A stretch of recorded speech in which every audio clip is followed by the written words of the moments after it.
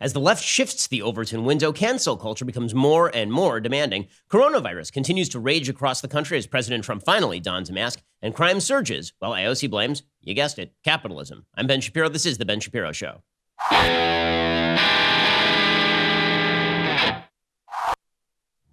This show is sponsored by ExpressVPN. Don't like the government spying on you? Then visit expressvpn.com to stay anonymous. Okay, well, I hope that you had a safe and happy weekend. We're going to get to all the news because there is plenty of it. We begin today with a simple observation.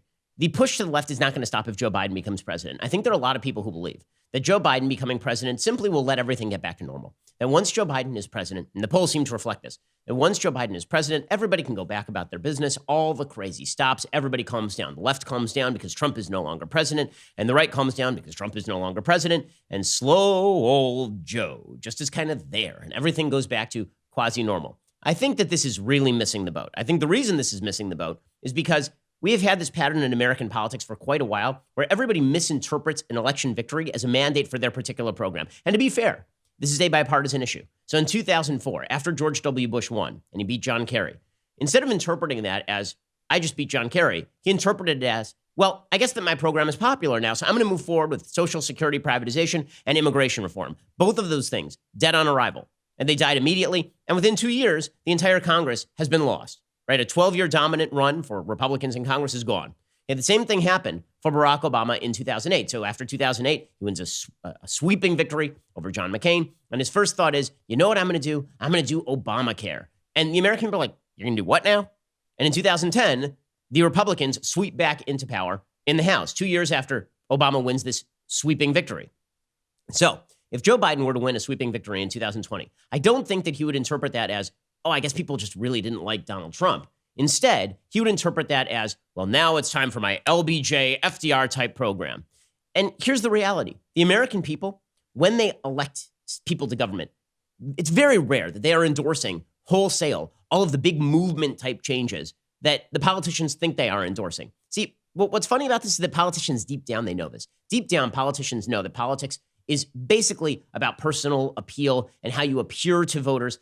They understand that politics is very rarely about policy. They understand that the policies they espouse are like number 4 on the list of why people generally vote for them. People vote for them because they feel comfortable with them, or because they feel that they're going to maintain the status quo, or because maybe they're going to trim around the edges. But most Americans, generally speaking, are somewhere in the center of politics, right? There are people like me who are out on the right, and there are people on the left, and we are fighting over sort of the ideological turf, and the people in the middle are kind of like, okay, well, if you swing too far out, there's going to be a natural backlash. And that's why you've seen American politics swinging wildly like a pendulum, because the politicians keep misinterpreting the movement of the pendulum as an endorsement of their position instead of interpreting the movement of the pendulum as just a natural movement of the pendulum, meaning the pendulum swings.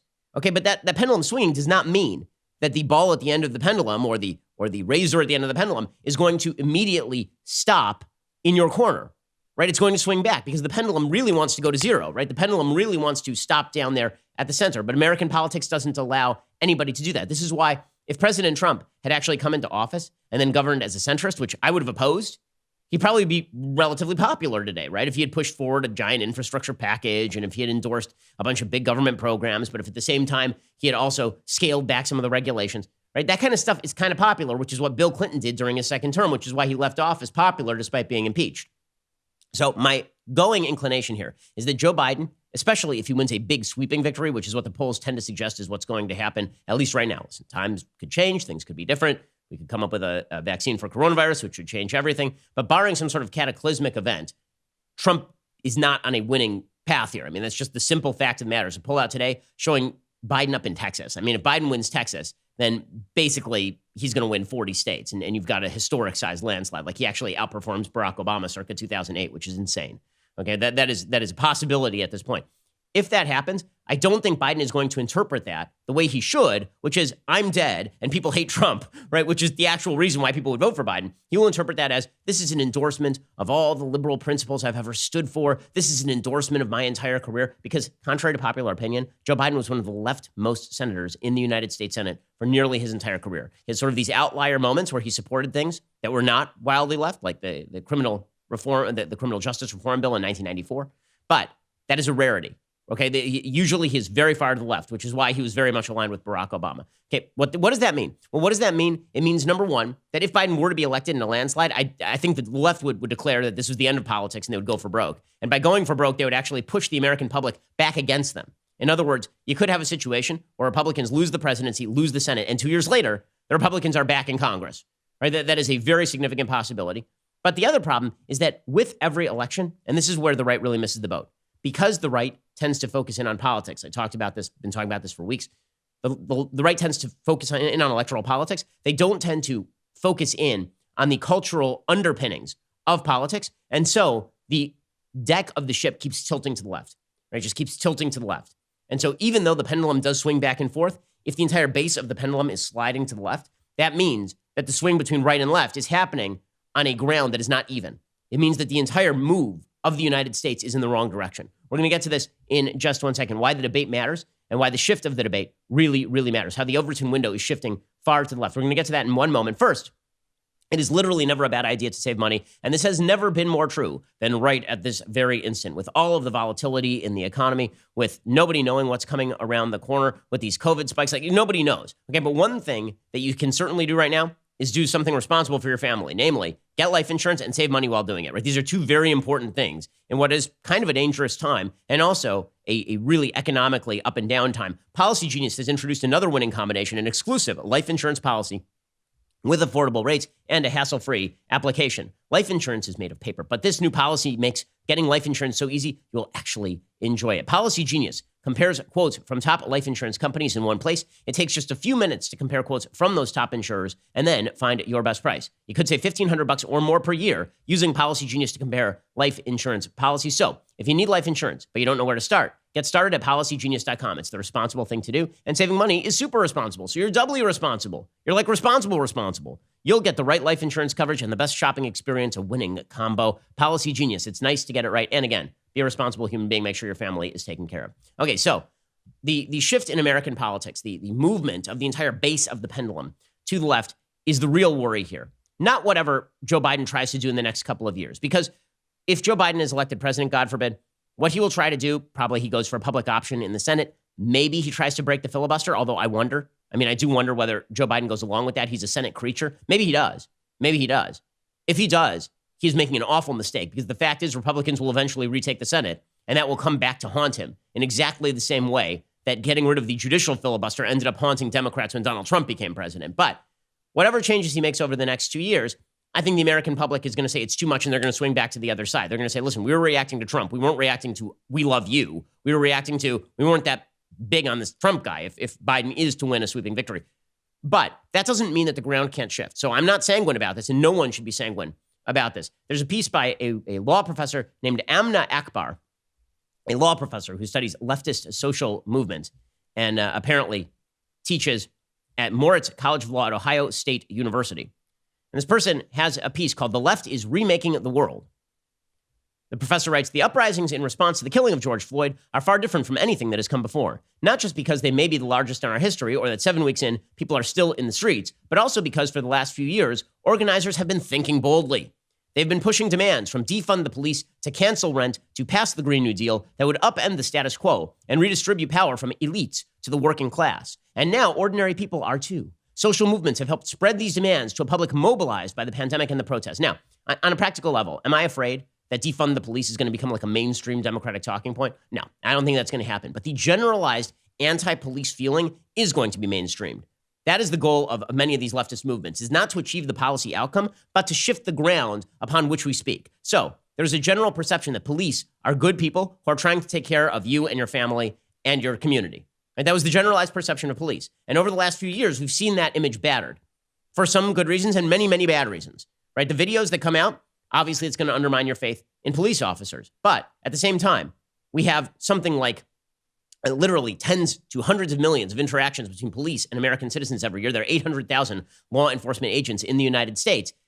It turns out what the polls show is that while people may express distrust with police in general, when asked about their local police, they're very much in favor of their local police. The goal of some of these movements is to delegitimize that, to make room for later on, 5-10 years down the line, to make room for some of the more radical policies. What radicals understand is that given time and given energy, they can accomplish anything. They need both. They need the time and they need the energy. The energy is now to shift the cultural debate, right? Get rid of all the cultural totems of being pro-police. Get rid of Paw Patrol, right? These things all seem very silly, but in the end, I'm not sure they're so silly. I think that's why the left is fighting for them.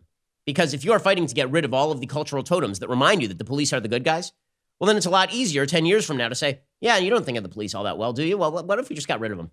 What if we just, right? That's it. That's a 10-year program. It's not something that's going to happen in the next 6 months, right? The idea of canceling rent, it's absurd. No one is going to stand in favor of canceling rent right now. But if the idea is that landlords are inevitably evil and terrible and they're trying to cheat you and they're very bad people, and then 10 years from now, there's another economic collapse, and they're like, you know what? We're just going to seize property and nationalize it.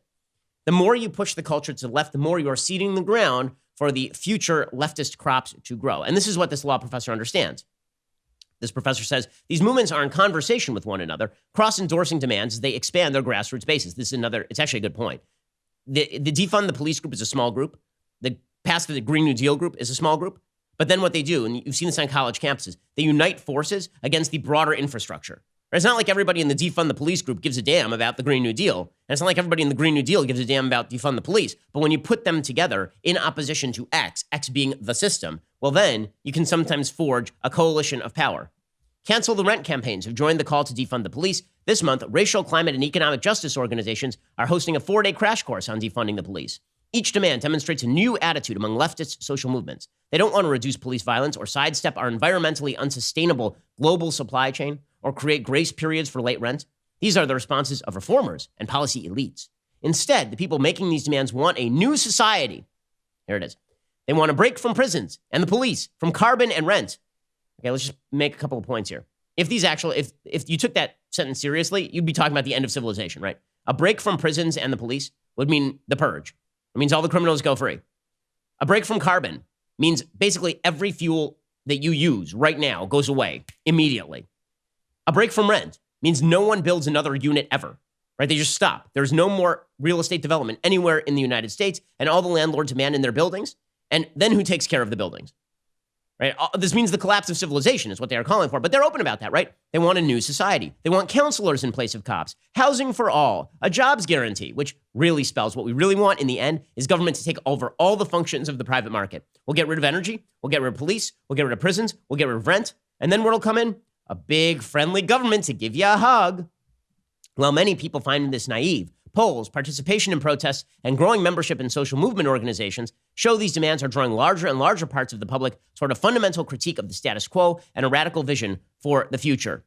Right? This is correct. Like, this is written as a piece of fan mail to this movement. But the idea that leftist movements are pushing the entire discussion to the left, that part is correct. And they're pushing Joe Biden too. And we're going to get to that in just one second. This is the inherent danger of a Joe Biden presidency. Not that Joe Biden does anything radical right off the bat. If he does, there'll be a backlash. Not that Joe Biden is going to be some sort of world-changing candidate. I don't think he will be. But the simple idea that by electing Joe Biden, you have opened the door to the next step in the social revolution.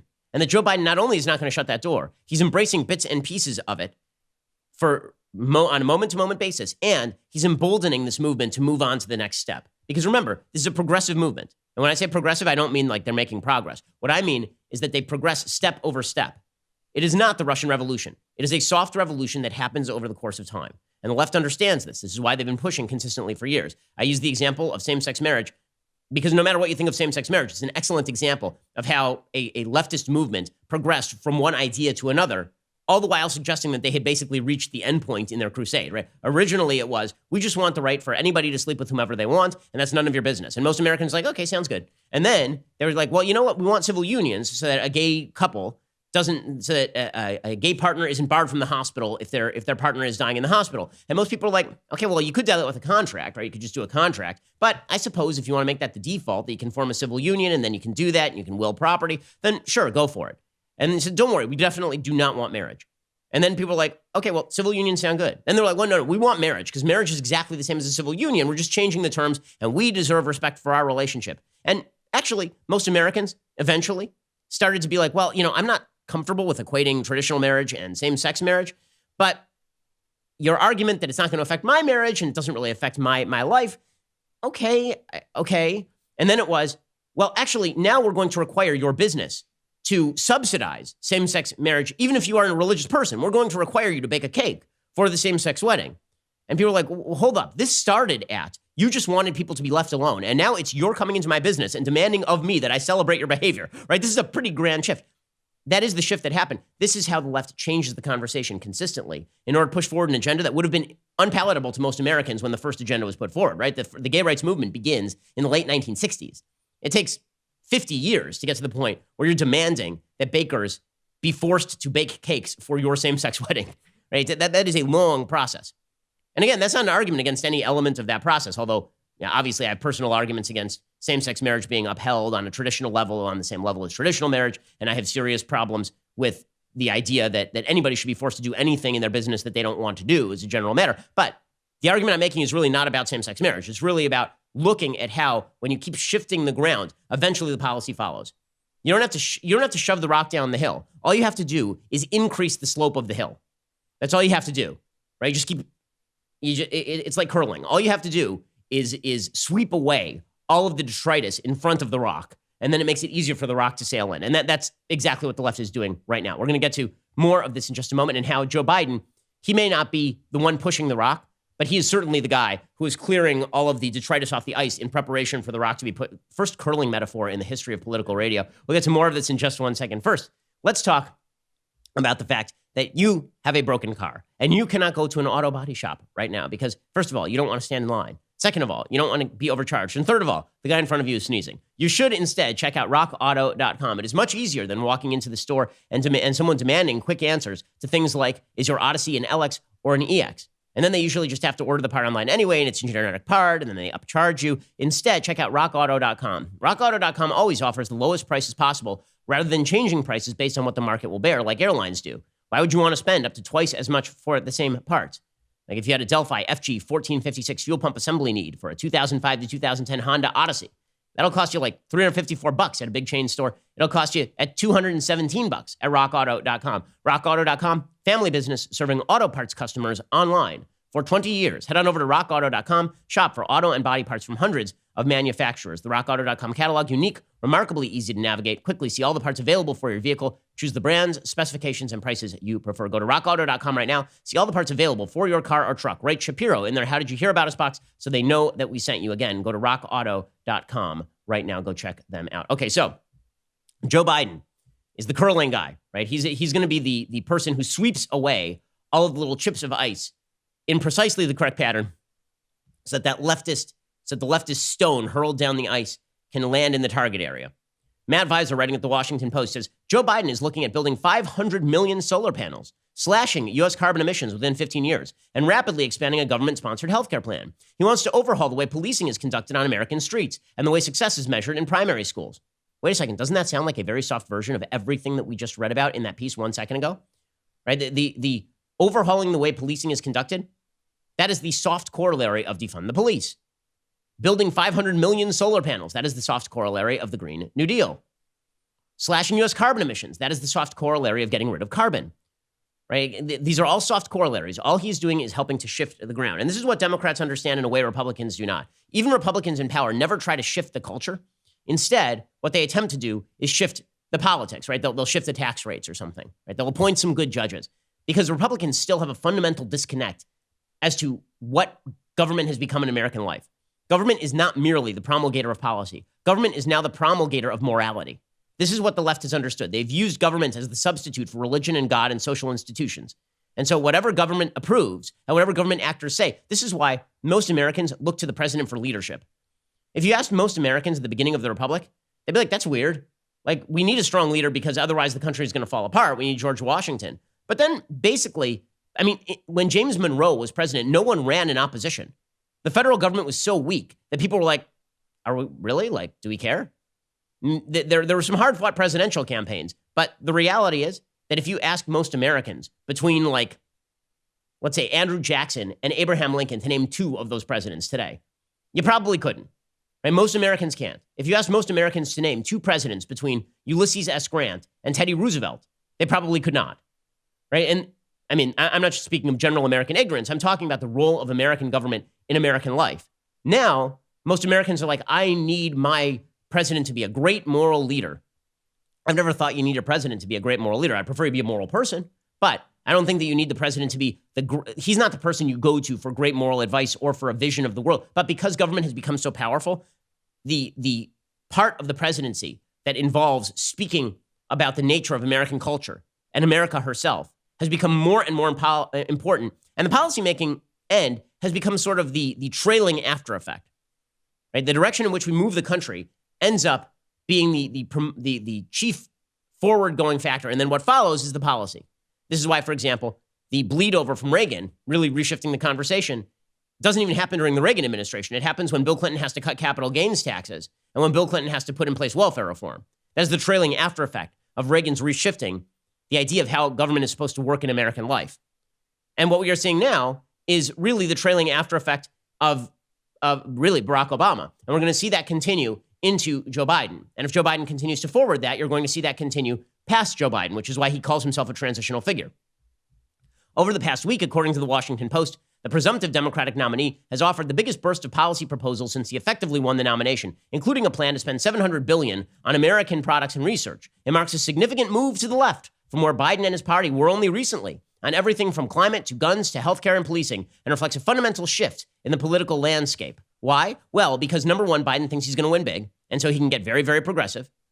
Right? According to the Washington Post, it's a remarkable turn for a candidate who was once defined by incrementalism, but is now attempting to show voters how he'd grapple with tens of thousands of Americans dying from a global pandemic, an economy in tatters, and a country racked by a reckoning over racism. And so he's moving far to the left, and he's doing so very quickly. Now, again, that bears political danger for the Democratic Party in the near term, but it does mean that everything is being shoved to the left. It also explains why, on the show, I spend a lot of time focusing on what I call the radical left, because I think the radical left becomes the mainstream Democratic Party within about 5 years.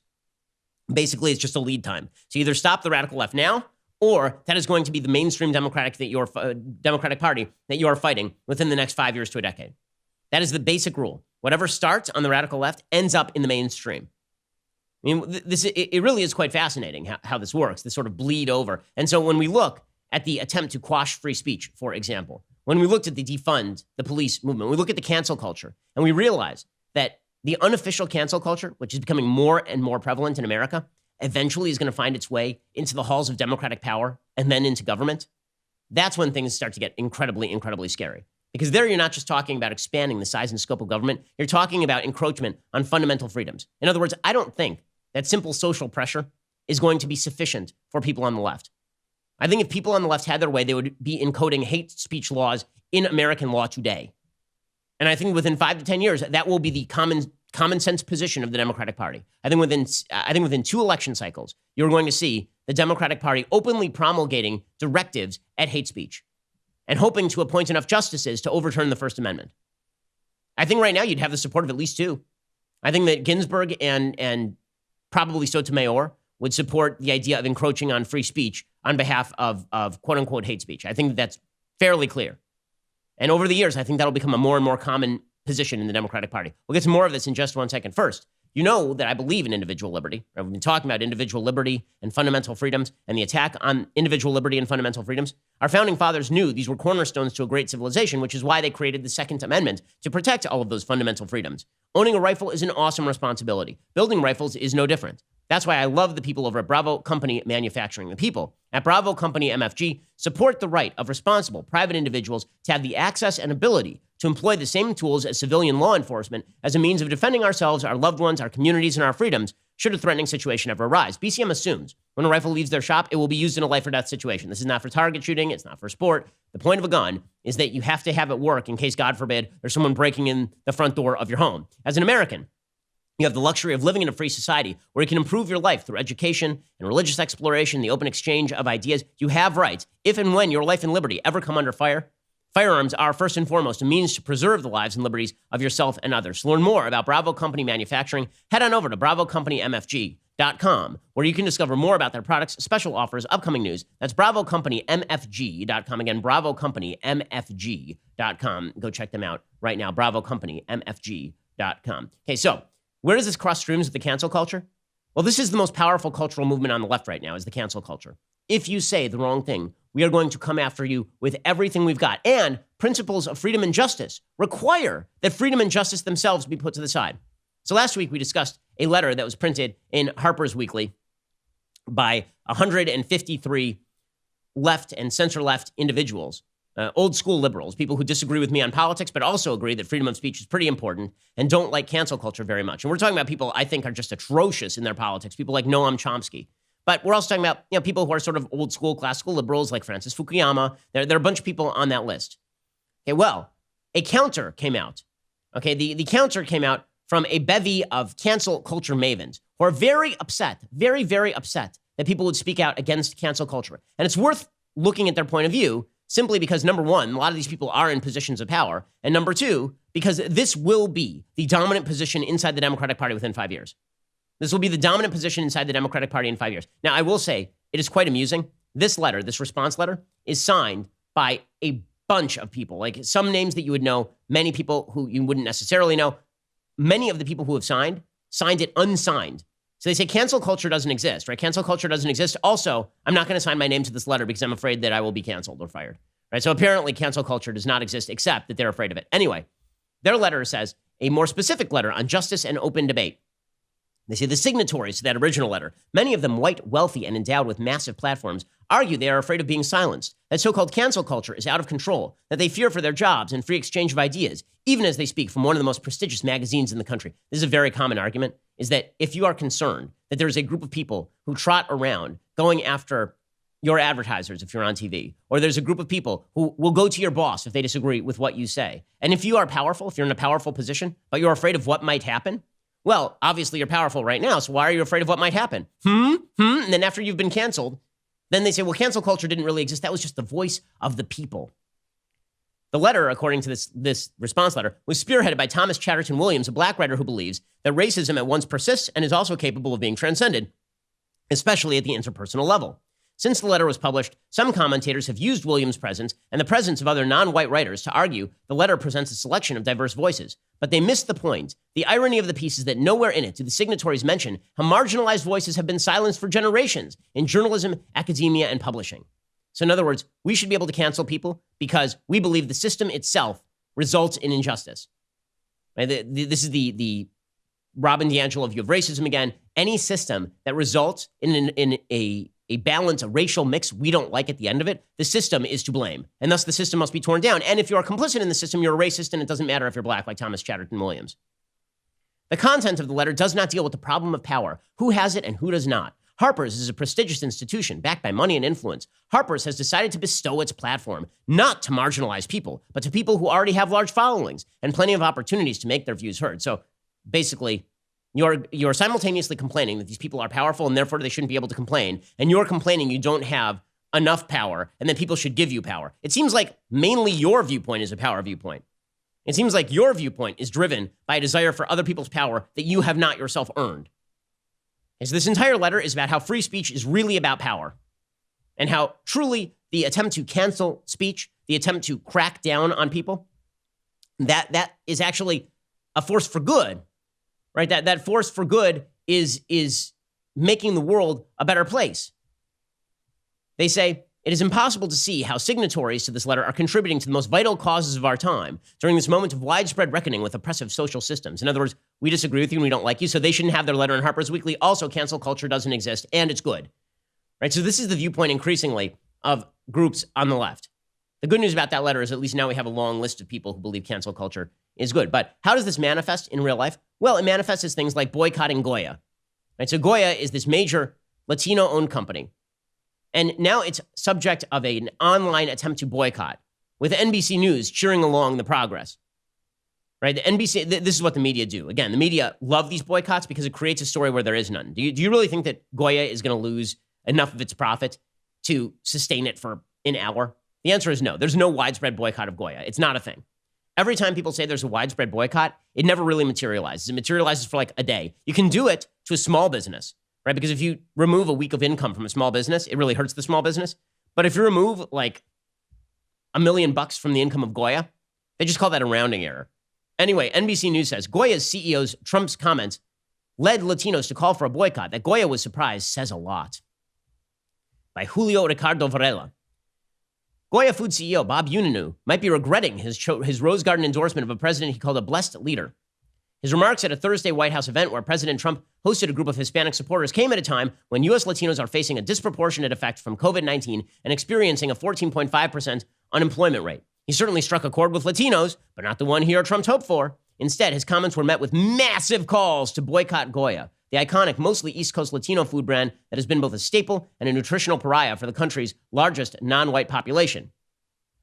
As Uninews comments so disconnected from the reality of so many Latinos in America sparked an outcry, the question really is why the head of one of the richest Spanish-American families would be willing to risk his company's future by siding with this president of all presidents. Well, maybe because he didn't think he was risking his company's future when he said something nice about the sitting president of the United States. Maybe that. Maybe he didn't realize that you guys were such jackasses. Maybe it's that simple. But the boycott of Goya is merely the first step, right? The cancel culture is quite real. The attempt to boycott people based on the great evil of a man said a nice thing about the president of the United States is utterly insane, but it is quite real. It is not the only example these days. There are many examples these days, and it will lead to a predictable effect. As I say, everything that begins in the culture ends in the government when it comes to the left. Everything that begins in the culture ends in the government. That because there's a simple rule on the left, as my friend Eric Erickson has said, that if something is tolerated, eventually it will be mandated. According to the left, if something is to be tolerated, eventually the government will make it mandatory. And everything that is not tolerated will be banned. There is no third category called we disagree, but we leave you alone in the world of the left. It just doesn't exist. Like they're forced to right now because of institutional structures, but that's why they're thrashing up against the glass of the institutional structures, trying to break out of that barrier. In 1 second, we'll get to more of this, and then we'll get to the COVID updates and everything else. First, let us talk about a simple fact. Sleep may be difficult to come by these days. This is why you need a Helix sleep mattress. So I have a little baby. My baby wakes me up like 3 times a night. I have 2 other children. They also enjoy waking me up in the middle of the night. It's like a game. They tag team this thing. That means in the slim moments between bouts of restless anxiety, I need to be on a mattress that is going to put me to sleep like a baby. Helix Sleep is the mattress that will do this. They have a quiz. It takes just 2 minutes to complete, matches your body type and sleep preferences to the perfect mattress for you. Whether you're a side sleeper or a hot sleeper, whether you like a plush or a firm bed with Helix, there's no more confusion and no more compromising. Helix Sleep is rated the #1 mattress by GQ and Wired Magazine. CNN called it the most comfortable mattress they've ever slept on. Just head on over to helixsleep.com/Ben, take their 2-minute sleep quiz. They will match you to a customized mattress that'll give you the best sleep of your life. They've got a 10-year warranty. You get to try it out for 100 nights risk-free. They'll even pick it up from you if you don't love it, but I promise you will, really. I mean, we love our Helix Sleep mattress. Get up to $200 off at helixsleep.com/Ben. That is helixsleep.com/Ben. Go check them out right now. helixsleep.com/Ben. Alrighty, we're going to get to more on the cancel culture, and then we'll get to your COVID-19 updates, President Trump donning a mask and all of that. First, my new book, How to Destroy America in 3 Easy Steps. It is on sale next Tuesday, July 21st. Long awaited, long sought after, 6 p.m. Eastern, 3 p.m. Pacific. We will be doing a virtual live signing event the day of release. With your purchase of a signed copy, you can write in a question which may be read and answered as I sign your book live on the air. It's a magical experience. You can pre-order your signed copy and write in your question at dailywire.com/Ben. The book covers 2 fundamentally different visions of America that are currently on the table. One is the disintegrationist vision, a vision of America that says that America's history is evil, that America's philosophy is evil, and that America's culture of rights is actually just cover for brutal power hierarchies. Sound kind of relevant? Yeah, because it is. It's everything that's going on right now. That is one vision of the culture. That is one vision of America. Narratives like the Robin DiAngelo White Fragility or the New York Times 1619 Project, those are the disintegrationists, people who wish to see the country come apart, to fray and break, or for 51% of the population to simply dominate the other 49% of the population. Then there's a unionist vision of America. That is a traditionalist vision of America that says America's history is flawed but great. It says that America's philosophy is unparalleled in the annals of human history. It says that America's culture of rights is the fundamental framework within which we should all operate, right? You need to be a unionist, not a disintegrationist. Okay, the disintegrationists are using the cancel culture. They're deleting or silencing people they don't like. The book not only explicates everything that is going on here in, I think, a pretty thorough and deep fashion, it also debunks it in a way that you can use to argue with friends and family and arm yourself against these bad ideas. How to Destroy America in 3 Easy Steps details how the disintegrationists have gained so much cultural ground so quickly and offers a penetrating view of our culture at a time in our history when it is absolutely vital that you be familiar with it. Again, that's dailywire.com/Ben to order your signed copy today and join my live signing on Tuesday, July 21st. If you're not already a Daily Wire member, by the way, you should head on over to dailywire.com and subscribe. You get the Reader's Pass for $3 a month when you sign up, 99 cents for the first month. You also get access to our mobile app, our articles ad-free, access to exclusive editorials like this one from Michael Schellenberger. On behalf of environmentalists, I apologize for the climate scare. So if you haven't checked out the Reader's Pass already, head on over to dailywire.com and sign up for just $1. You're listening to the largest, fastest growing conservative podcast and radio show in the nation.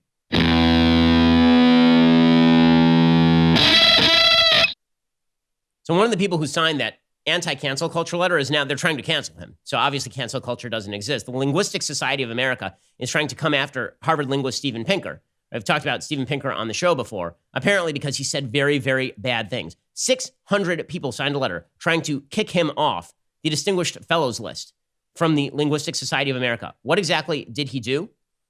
Well, he said, for example, that data matters, right? He actually declared that police don't shoot blacks disproportionately.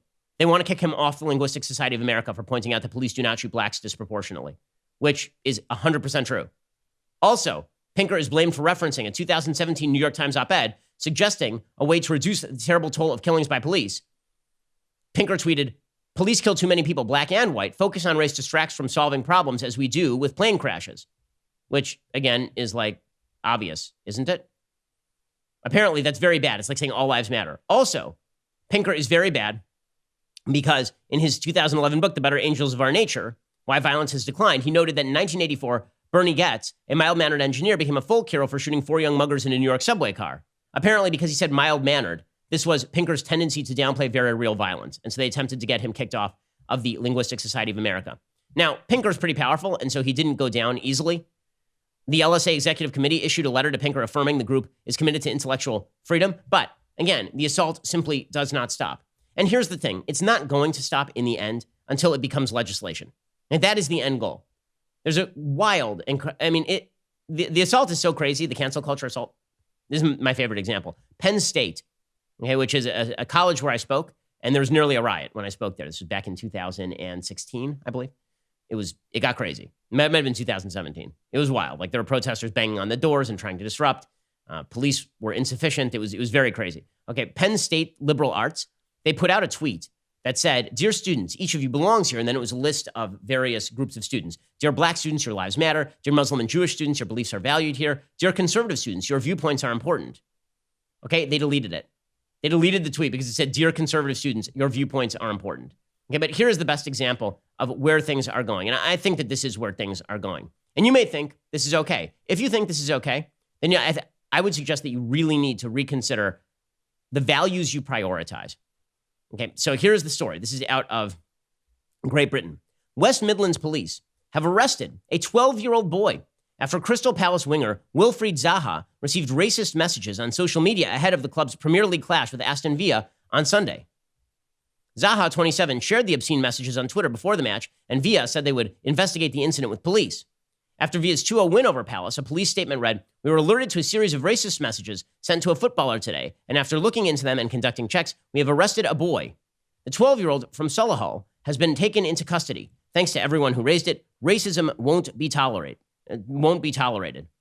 Before the match, the Palace manager, Roy Hodgson, was asked about the incident and told Sky Sports, "It is very saddening on the day of a game that a player wakes up to this cowardly and despicable abuse. I think it is right that Wilf made people aware of it. I don't think it's something he should have kept quiet about. I think it's very good that our club, Aston Villa, and the Premier League are doing everything they can to find out who this despicable individual is, and one can only hope they will get identified, and they will get called to account, and they will pay for these actions. There is literally no excuse. There is no excuse at all. Before kickoff, both sets of players took a knee to support the Black Lives Matter movement." Okay, the kid who was arrested is 12 years old for sending hate tweets. Okay, now, hate tweets are bad. They're ugly. They're yucky. In fact, Twitter attempts to take down those tweets, right? That's part of their policy. If you believe that 12-year-old boys should be arrested for sending nasty racist tweets to adult soccer players, I've got some questions to you about your priorities. Should somebody take the kid aside and say, "You've done something wrong"? Of course.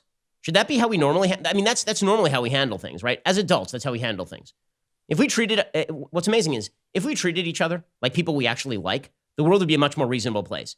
If somebody you knew and were acquainted with said something kind of nasty to you, wouldn't you take them aside and be like, dude, that was really a terrible thing to say, and I would appreciate it if you didn't say it again like that? Or would you call the cops, using the cops as the great moral arbiter, the great Zeus thundering lightning from the sky, right? Firing lightning at 12-year-old boys? If that's the direction that we're going to move as a culture, then that's a very bad thing. So I know there are people on the left today, and they're saying, listen, we're not calling for legislation. There's a difference between cancel culture and government action. I totally agree. There is a difference between cancel culture and government action. I just don't trust you that you're going to limit this. I don't trust it. First of all, I think that your application of cancel culture is a moral negative. I think it is ugly that you are attempting to boycott a company because the head of that company supports a political cause you don't like. I buy from tons of companies I don't like. Right now, on my feet are Nike shoes that I bought a couple of years ago. I disagreed with the political priorities of Nike. I still disagree with the political priorities of Nike. Guess what? I like their shoes. And I frankly don't care the political priorities of Nike. And that holds true about all of my corporate purchases, right? I'm working right now on an Apple computer, right? Do I agree with everything the Apple leadership says about the world? Of course not. You think that I agree with Tim Cook on virtually anything? Of course not. But would that be a rationale for boycotting Apple per se? I think pretty bad for the country when this becomes the way that we do business as a general rule. This is what the cancel culture wants. But more than that, I don't think the cancel culture stops with this.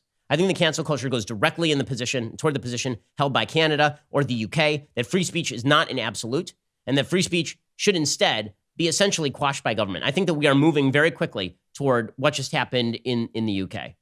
And that should scare the hell out of anybody who believes that rights are a fundamental thing and pre-exist government to begin. Okay, meanwhile, on the COVID front, we have seen this extraordinary uptick in the number of positive cases in states across the country. It is not merely happening in Florida. It has also happened in Texas. It has also happened in California. It seems to be largely dependent, again, on how much time people are spending with air conditioning. And the reason I point this out is because Colorado opened up at the same time as Georgia. Colorado has seen a 41% decrease in day-over-day diagnoses of COVID-19. And that's because right now the weather in Colorado is pretty temperate, so people are outdoors a lot. They're not spending a lot of time in indoor spaces. In Florida, in Texas, in California. In California, it was like 106 degrees yesterday, so people are spending time in indoor spaces a lot. My favorite thing by the media, by the way, my favorite aspect of dishonesty by the media is this new pitch for New York. Like this I find really incredible. Jennifer Rubin had the incredible gall to suggest that New York handled this thing right. I am not kidding. She said, New York City reports 0 COVID-19 deaths for the first time since pandemic hit. This is what competent government can accomplish. The death rate on Alderaan went down to 0. Like 2 days after Admiral Tarkin ordered the complete destruction of Alderaan, no one died 2 days after that. Because they were already dead, because Alderaan no longer existed, okay, guys? The reason you haven't seen an uptick in New York is because it killed everyone, okay? Killed 33,000 people in New York. That is not a great leadership moment.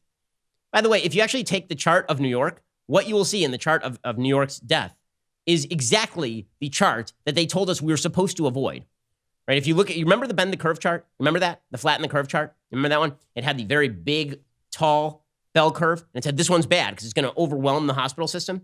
And then it said, and if you do this right, then what you will get is a less steep curve, same area under the curve. Okay, that less steep curve is looking a lot more like Texas or Florida or California than it looks like New York. New York looks like the bad curve. But we're being told that now, because it's amazing, the momentary thinking on COVID-19 is truly incredible. And people were saying this about Sweden. Well, look at Sweden. Sweden's having a lot of death. And I kept saying, guys, you need to wait some months. You need to wait some months, right? Because Sweden is going to go through it. And then on the other end, there's not going to be a second wave because Sweden will have already gone through it. And that's exactly what you're seeing. You're seeing rising caseload in Sweden. And the death toll continues to decline in Sweden because it's already run through the population. And you're seeing that in New York as well. Okay, but at the time, everybody's like, look at Sweden's numbers today. I was like, no, you got to wait. Okay, now, when it comes to New York, they're like, look at the numbers now. You should have short-term memory loss, and you should forget what happened 2 months ago when it was completely overrunning NYU Langone. It's like, oh my God, this is like I can't keep up with the machinations that are committed in order to drive forward a narrative about democratic competence here. It's pretty incredible. Okay, with all of that said, with the cases spiking and with the death rate seeming to rise in a lot of these states, there have been over 100 deaths in places like Florida and Texas the last few days, President Trump finally put on a mask. Here is what that sounded like. Okay, so President Trump is wearing the mask looking, as he likes to say, like the Lone Ranger. So that's very exciting stuff. Okay, and again, he should have done this a while ago, I think. I think that the president, because he is a stubborn dude, he had a moment there where he really could have taken the leadership position on all of this. When he could have basically said to the Democrats, you guys are out there saying that everybody should just be able to protest as they see fit, and it'll just be fun and games. And I'm taking this thing real seriously. Instead, he kind of didn't. He kept downplaying it. He wants it to go away. And so he wished a world where it had just gone away, kind of. Well, now he finally put on the mask. This became a talking point for the left. Meanwhile, Anthony Fauci has been sounding off, suggesting that we might need renewed lockdowns from time to time, saying that we definitely can't reopen the schools. By the way, quick note here, again, on a data-driven point, people keep saying that Florida had this biggest single-day increase in positives yesterday. They had like 15,000 positive cases. The single biggest test day in history yesterday. So the actual positivity rate in Florida went down slightly over last week. So they're testing a lot more. So that increase in absolute number of tests, that one actually is due to the increase in how many tests are done, right? So the increased number of people who have it is not pure testing, but the increased identification of people who have it is at least partly testing, right? It's not all testing, but it is partly testing. And yesterday is a good example of that. Louisiana continues to be savaged. Louisiana has a Democratic governor, so we don't talk about Louisiana. But Louisiana has the highest case rate per capita in the nation at this point. Pittsburgh is experiencing a major surge, according to the New York Times. Again, Pittsburgh is in Pennsylvania. Pennsylvania is largely governed by Democrats, has a Democratic governor. Therefore, we're not supposed to talk about Pittsburgh too much. But big battle has broken out over Anthony Fauci, who's been a little bit sidelined here. According to the Washington Post, for months, Fauci has played a lead role in America's coronavirus pandemic. But as the Trump administration has strayed from the advice of many of its scientists and public health experts, the White House has moved to sideline Fauci, scuttling some of his planned TV appearances and largely keeping him out of the Oval Office for more than a month, even as coronavirus infections surged in large swaths of the country. In recent days, the 79-year-old scientist and director of the National Institute of Allergy and Infectious Diseases has found himself in the president's crosshairs. During a Fox News interview, Trump said Fauci is a nice man, but he's made a lot of mistakes. When Greta Van Susteren asked him last week about Fauci's assessment the country was not in a good place, Trump said flatly, I disagree with him. So this sort of conflict is exactly, Fauci is new resistance hero, because obviously, even though Trump basically made Fauci famous, right? Nobody knew Fauci's name unless you were a real maven of this stuff until the last 6 months or so. Now Trump's the bad guy for attacking Fauci and all of that. Fauci has gotten his message out. He said, as a country, when you compare us to other countries, I don't think you can say we're doing great. I mean, we're just not. A White House official released a statement saying several White House officials are concerned about the number of times Dr. Fauci has been wrong on things, and then included a lengthy list of the scientist's comments from earlier in the outbreak. And by the way, this is not unfair. Okay, it really isn't. I mean, I know that here's how you know it's not unfair. People will say Trump was totally wrong about the masks in March. Like, this has become the talking point. So is Fauci. Like, it's pointing out that scientists have basically not had a handle on this thing from the beginning and continue to not have a handle on this thing is not actually wrong. I know that you're supposed to basically say that Fauci is the godhead at this point. But as I pointed out, I think he's a man trying to do his best in a situation where he has not a ton of leverage, and also a situation where nobody really knows anything. I mean, the most incredible thing about this virus is that we are now 4 months into this pandemic. Everybody's been partially locked down. It could go on forever, basically. And nobody knows anything. We still don't know if kids are really transmitting it. We don't know if the asymptomatic transmit it. We don't know whether it's fully airborne or whether it is mostly droplets. We don't know anything, right? That's the part that's crazy. And so Fauci's opinion is as good as yours, maybe better than yours, but it's no better than John Ioannidis over at Stanford. There's no reason that Scott Atlas knows tons less than Dr. Fauci about this stuff. But if you quote anybody who contradicts Fauci, because he's repeating points that the left likes right now, that we should shut down schools and that we are in a bad position and that bad governance has been responsible for all of this. You know, again, other countries are experiencing a spike too. Israel had to shut down again. Israel opened up the schools. There was a super spreader event at a school, and they had to shut down again. Admiral Giroir, who is one of the White House's top officials on this stuff, he's really heading the response effort. He says, listen, Fauci's not 100% right. I respect Dr. Fauci a lot, but Dr. Fauci is not 100% right, and he also doesn't necessarily, and he admits that, have the whole national interest in mind. He looks at it from a very narrow public health point of view.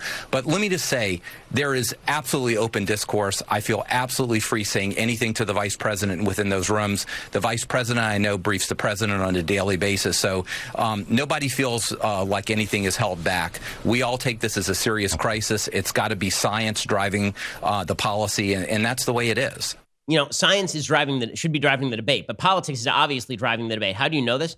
because in all the conversation, for example, about reopening schools, it's become incredibly political. Like, I think there's a good argument to be made that schools should open. I think that there's an okay, not fantastic argument to be made that the schools should remain somewhat closed. I think I can hear these arguments on any side. I really don't see them as political. But you can see how this is breaking down purely politically, because Trump says something and immediately he's like a catalyst added to some sort of bizarre concoction where both of the elements in the concoction now polarize because the catalyst has been added. And you've seen this on schools. Okay, time for a quick thing that I hate. Alrighty, so remember how crime was not going to skyrocket when we got rid of the cops? Remember that? That was funny. That was really super funny. I bring you the genius of AOC. Okay, so AOC was asked about why crime is continuing to surge in places like New York. And it is continuing to surge. So the New York Post reports, New York's plague of gun crime continued this weekend with 15 people shot in the same number of hours since midday on Saturday, police sources told the Post. So 15 shootings in 15 hours in New York City. The shootings, including a 21-year-old man left fighting for his life after being shot in the head while sitting in a car in Sheepshead Bay early on Sunday, were more in one day than the whole of the same week last year, according to sources. They capped 43 shootings so far this week, more than triple last year's tally of 13 for the same period. I'd gone to bed early, and the next thing I knew, I heard two pops out my window that sounded just like fireworks, said a neighbor who identified herself as Lucy of the Sheepshead Bay shooting. Well, I heard plenty of fireworks around here a week ago. I didn't think anything of it until I heard someone screaming, and then there were police lights and ambulance lights. So there are tons and tons of shootings over the weekend.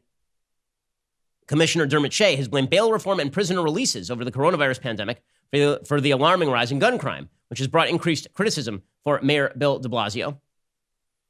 Criminal justice experts say the cops should focus on the flow of illegal guns into the city instead of just playing the blame game. So you're never supposed to blame the politicians for cutting the cops. You're supposed to blame the cops for not doing a better job policing while you're cutting the cops. By the way, crime is surging around the country. It is not just in New York City. According to the Wall Street Journal, in Milwaukee, homicides are up 37% so far this year, on pace to break the record of 167 in 1991, which included 16 murders by Jeffrey Dahmer. Homicides so far this year in Chicago are ahead of the pace in 2016. That was the city's highest tally since 1996. In New York and LA, killings this year are up 23% and 11.6%. In Kansas City, Missouri, they've recorded 99 killings since January, far outpacing any record for the first 6 months of the year. Community groups acknowledge the crime increase, but say more aggressive policing to combat it shouldn't come at the expense of enacting broader reform. Oh, is that what's happening right now? It is not a shock that as you continue to slash police budgets and signal to criminals that they can basically get away with it, and that if a cop attempts to defend a citizen, that cop may be hauled up for arrest, that's going to be a bit of a problem. City leaders and law enforcement officials say the months of lockdown, rising unemployment, more guns on the street, and the fallout from mass protests over the George Floyd killing helped create conditions for more violence. At the same time, law enforcement officials say they are weighing the risks of aggressively enforcing the law, concerned that a backlash from activists, protesters, and residents could trigger attacks on police or a replay of the riots and looting that marked some of the earlier protests. In some cases, officials say police are backing away from some kinds of petty crime arrests that give them a higher profile on the street, hoping to quell tensions, which, of course, is exactly the wrong tactic. It's exactly the wrong tactic. Broken windows policing, which was utilized in New York City in the aftermath of the great crime wave beginning in the 60s and stretching all the way to the early 1990s. Broken window policing was the idea that you have to stop ignoring the people who are jumping turnstiles. You actually have to start policing small-level crime, because if you don't, then people will engage in larger-scale crime. Police departments all over the country have decided they're no longer going to do this. And so naturally, you're seeing more violence. And that violence is becoming politicized. There's an awful, awful case out of Indianapolis. According to the Post-Millennial, a 24-year-old named Jessica Doty was fatally shot early on Sunday, allegedly following an argument with supporters of Black Lives Matter. The victim's family said the dispute was sparked by an argument involving Black Lives Matter and language, according to Fox 59. The two sides parted ways before witnesses claimed the perpetrator opened fire from a bridge nearby and then ran away. The victim's father, Robert J. Doty, told Cassandra Fairbanks his daughter told the Black Lives Matter supporters that, quote, all lives matter. He said, apparently, the victim's fiance, Jose Ramirez, said it was squashed. They went up the hill and left, we thought, but they were sitting on St. Clair waiting for us to come under the bridge, and that's when she got shot. She had a 3-year-old son, apparently. 2 people were shot in the same area 1 week earlier, including a 14-year-old. That 14-year-old died in what the authorities deemed an attempted armed robbery. So good things happening all across the country on crime. Thankfully, we have explanations, complex explanations for what's happening from geniuses, the likes of AOC. Alexandra Ocasio-Cortez, obviously one of the very freshest of the faces, very fresh, very face. Here she was explaining, the representative from New York, exactly why people are shooting each other in mass numbers in New York. So why is this uptick in crime happening? Well, let's think about it. Do we think this has to do with the fact that there's record unemployment in the United States right now? The fact that people are at a level of economic desperation that we have not seen since the Great Recession? Maybe this has to do with the fact that people aren't paying their rent and are scared to pay their rent. And so they go out and they need to feed their child and they don't have money. So you maybe they're put in a position where they feel like they either need to shoplift some bread or go hungry that night. So shoplifting is not the problem right now. I'm just going to point that out. Larceny is actually down in New York City. Shoplifting is not the actual issue. Shooting people in minority areas is not a response to I'm hungry. Like that's not the way this works. It's not, okay, I'm missing bread tonight. Like, listen, I understand the argument that poverty drives crime. I do. I get it. But let me tell you what poverty generally does not have to drive. Murdering other people who are impoverished. That is not correct. Okay, if you want to say that Jean Valjean has to steal the loaf of bread because he's hungry, all right, that's not what you're seeing. You're seeing people shoplift a TV because they're what? Hungry for a TV? You're seeing people shoot each other in huge numbers in New York City. Because why? Because of the uptick in COVID or something? I'm going to go, this is a pretty easy answer. You withdraw the police from high crime areas and the crime goes back up. Very, very easy. But according to AOC, it's all because of bread lines. It's all because of bread. People aren't shooting bread. They're not. Okay, they're not shooting the bread. And they're not stealing the bread. That's not what's going on here. They're not going down to the local grocery store and just picking up a bag of veggies and then holding up the counter clerk. That's not what's happening. People are being shot in mass numbers because you decided to remove the police. This is all genius, galaxy brain kind of stuff here. Okay, what you're talking about here is just people who are acting like criminals. And I think it's fair to call a person who shoots a child a thug. I think that's fair, regardless of race. So if you do that, I have very little sympathy for the idea that you're doing this out of sheer desperation because you lost your job. I don't think that that's the case. I don't think anybody goes and loses their job in the United States. They go, you know what? I'm going to go shoot the 13-year-old on the next block. That seems like a big miss there. But again, when your agenda is to tear down the entire system, then you go with it, I guess. Then you go with it. Alrighty, we'll be back here later today with 2 additional hours of content. Otherwise, we'll see you here tomorrow. I'm Ben Shapiro. This is The Ben Shapiro Show. The Ben Shapiro Show is produced by Colton Haas, executive producer Jeremy Boring, supervising producer Mathis Glover and Robert Sterling, assistant director Pavel Wydowski, technical producer Austin Stevens, playback and media operated by Nick Sheehan, associate producer Katie Swinnerton, edited by Adam Sayevitz. Audio is mixed by Mike Coromina. Hair and makeup is by Nika Geneva. The Ben Shapiro Show is a Daily Wire production. Copyright Daily Wire 2020. If you want to cut through the madness of our politics and culture and know what's really going on, head on over to The Michael Knowles Show, where we can all bask in the simple joys of being right. See you there.